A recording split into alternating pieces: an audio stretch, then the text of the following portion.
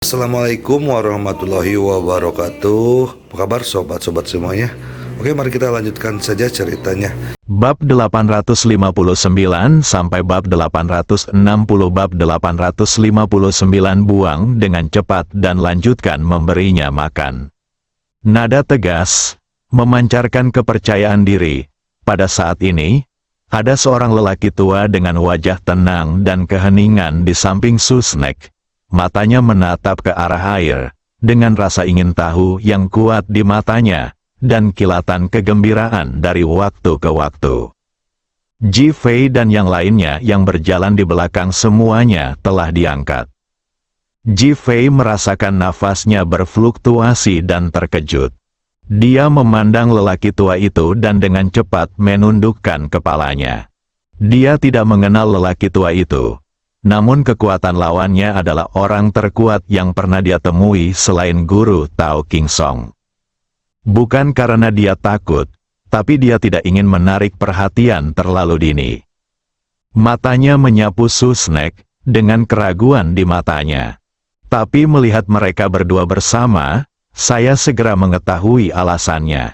Ketika dia melirik Chu Sengxing, sudut mulutnya melengkung.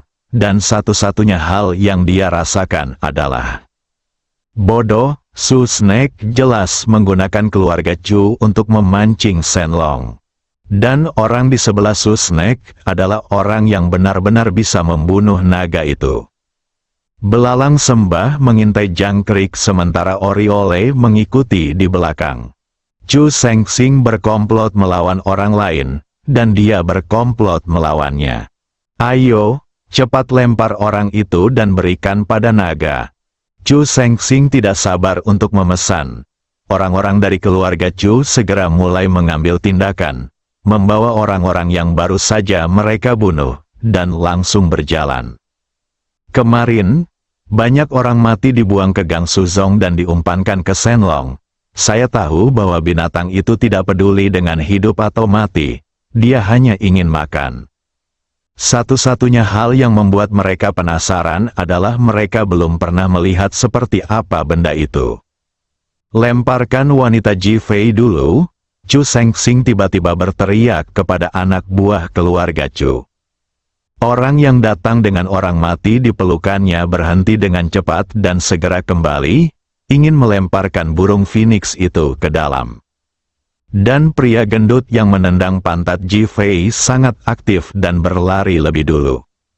Lemak di wajahnya bergetar, dan mata kecilnya yang hampir terjepit oleh lemak itu berkedip, menatap Ji Fei yang diikat dengan burung phoenix di pelukannya.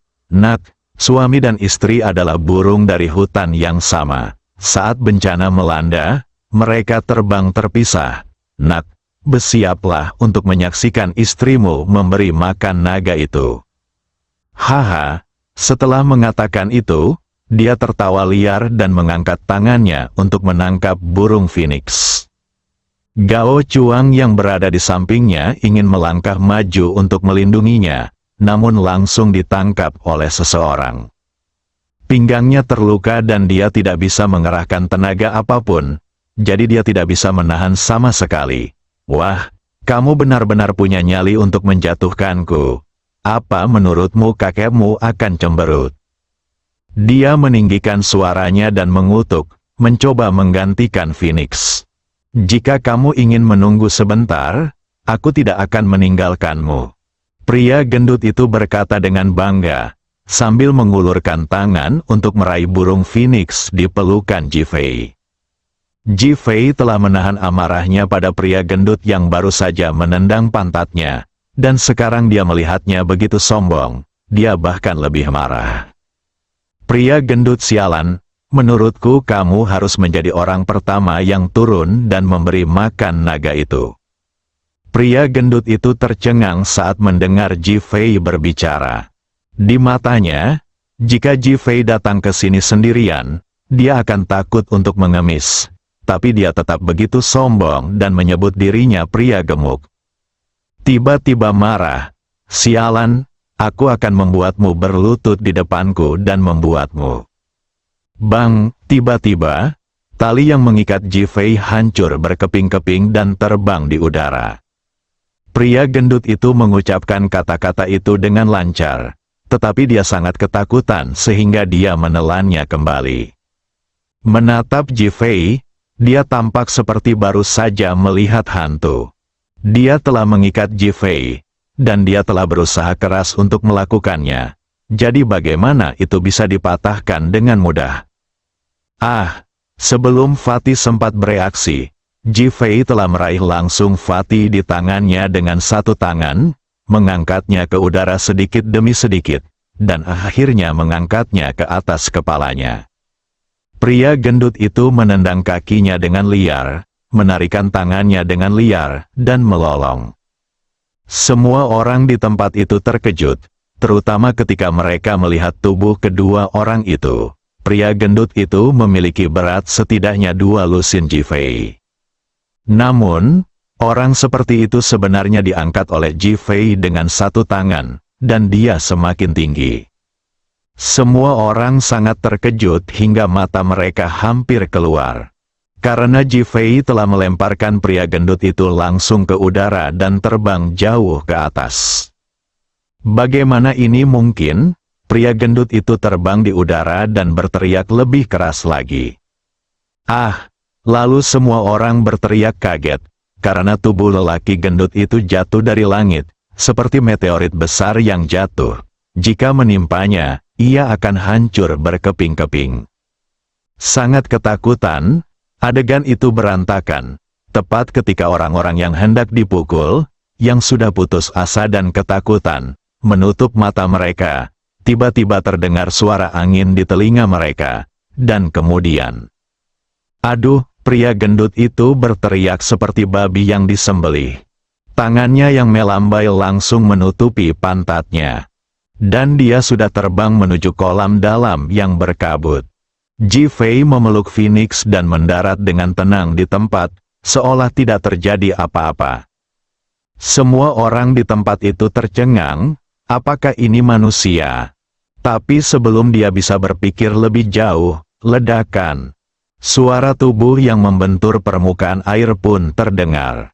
Mendesis, terdengar suara seperti binatang yang menyemburkan intinya, lalu kabut di kolam yang dalam seakan tertiup angin dan menghilang.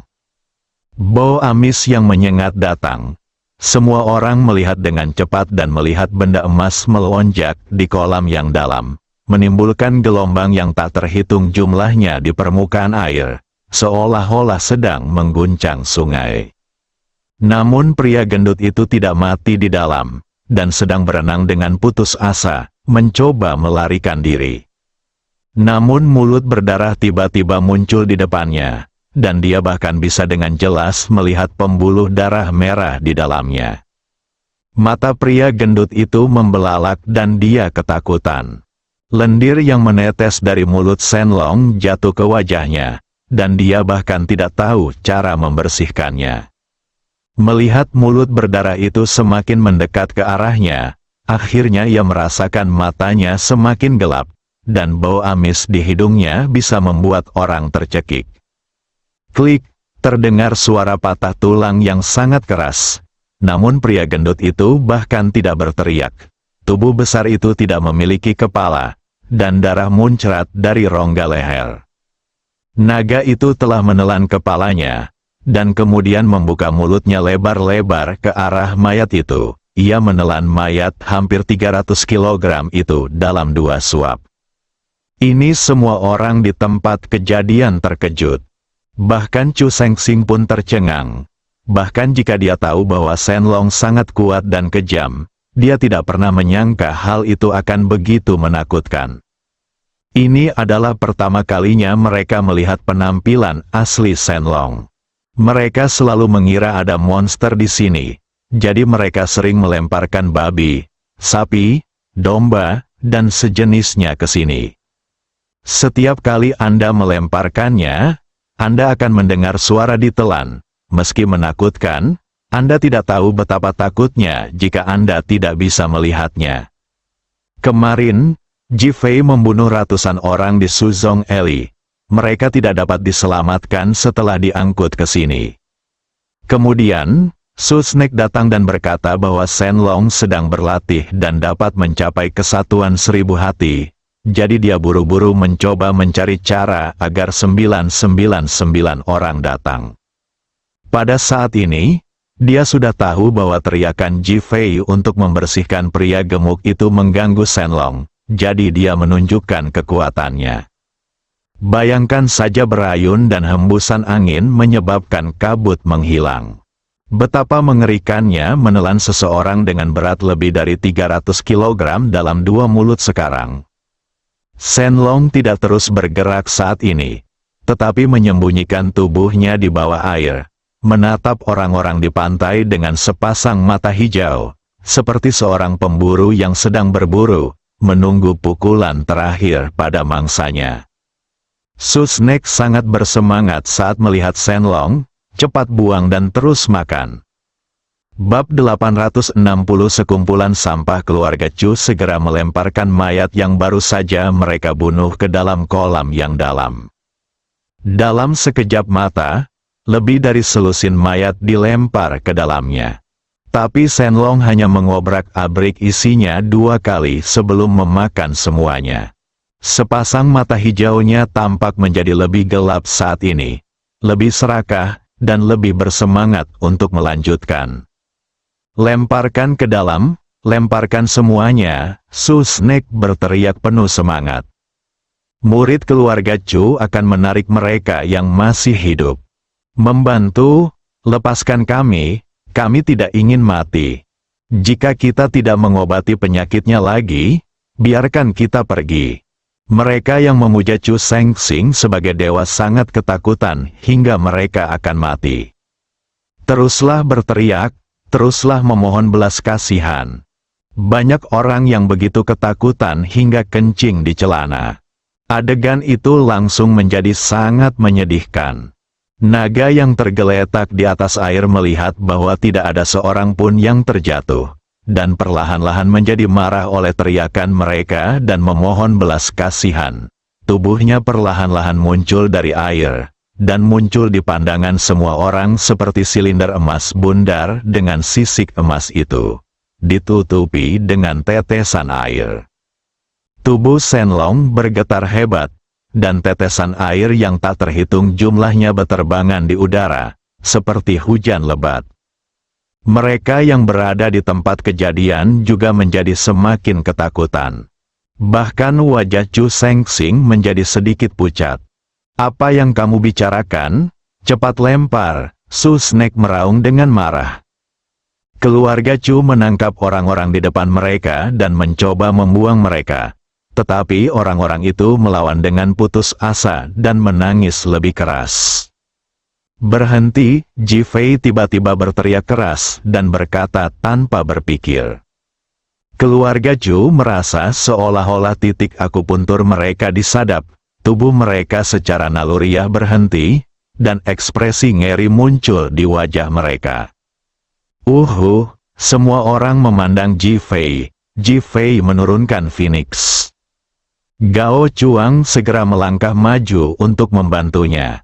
Ji Fei memandang keluarga Chu. "Kamu ingin memberi mereka makan kepada naga, apakah aku setuju?" Suaranya seperti bel, dan megah, sepertinya raja telah tiba.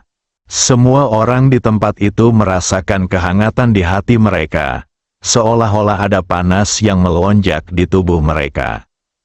Mata yang menatap Ji Fei penuh rasa terima kasih, tapi juga lebih penuh harapan dan permohonan. Baru saja, mereka dengan marah memarahi dan bahkan memarahi Ji Fei, dan ingin menjauhkan diri dari Ji Fei.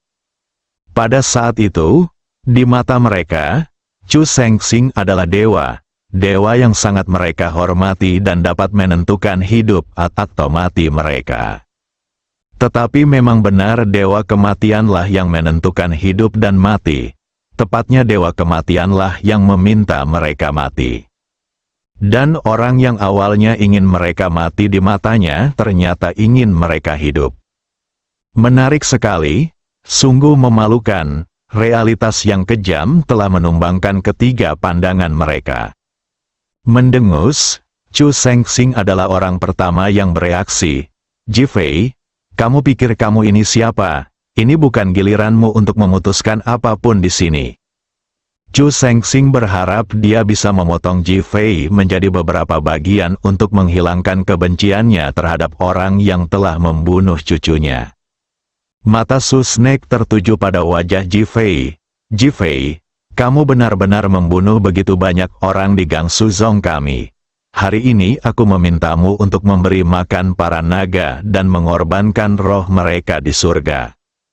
Susi baru saja menemukan Jifei, dan sebelumnya fokus pada naga itu.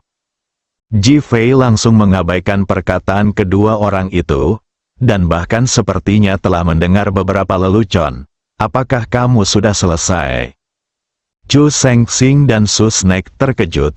Raungan kemarahan mereka begitu menghina di mata Jifei.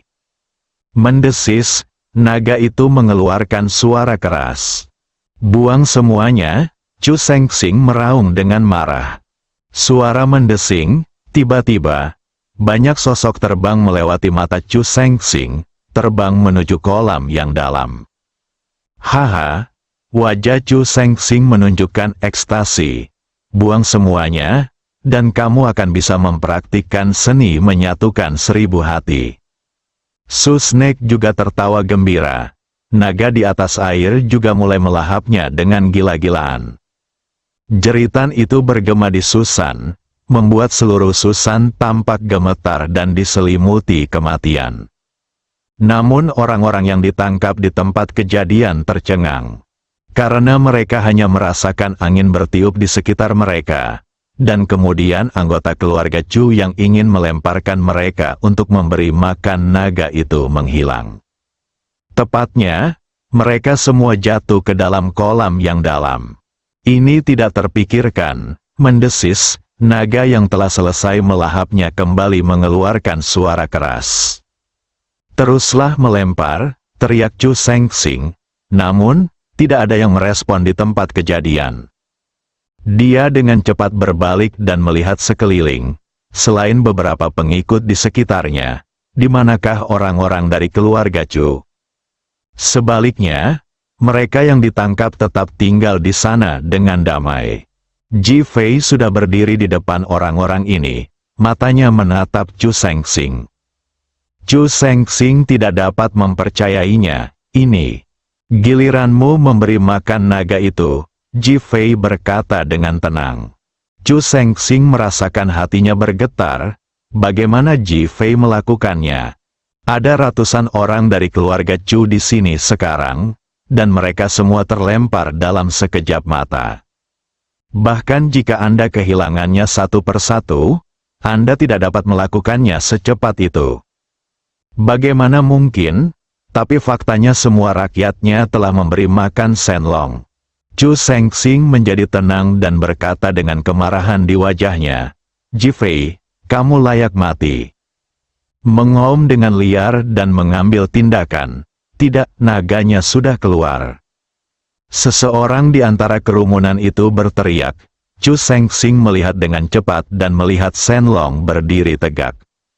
Aku tidak tahu berapa panjang tubuhnya, tapi naga di depanku telah berdiri setidaknya setinggi 5 lantai.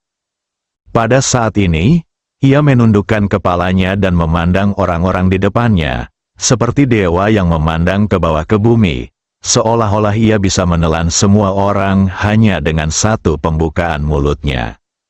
Tidak, Shenlong marah, seru Su ular. Chu Sengsing tidak lagi peduli dengan Jifei di depannya. Sambil mencibir, dia mengeluarkan pedang panjang yang bersinar dengan cahaya putih dari tubuhnya, lalu melompat tiba-tiba dan menyerang naga itu. Shenlong sudah marah, tetapi ketika dia melihat bahwa Chu Sengsing sebenarnya ingin menyerangnya, dia menjadi semakin marah. Kepala besar itu bergetar hebat, menyebabkan hembusan angin. Tubuh terbang Chu Sengsing langsung terdorong oleh angin dan terbang ke samping. Pedang panjang di tangannya jatuh ke Shenlong, mengeluarkan suara berdentang, seolah-olah sedang memotong baja. Shenlong tidak terluka, tapi lengannya mati rasa. Wajah Chu Sengsing menjadi lebih gugup dan ketakutan. Mendesis, Shen Long menjerit keras, dan Chu Sengsing merasakan seluruh tubuhnya bergetar di udara. Naga itu telah membuka mulutnya yang berdarah dan menelannya. Chu Sengsing bereaksi cukup cepat. Dia mengerahkan kekuatan di pinggangnya dan jatuh ke belakang, tubuhnya terbang mundur.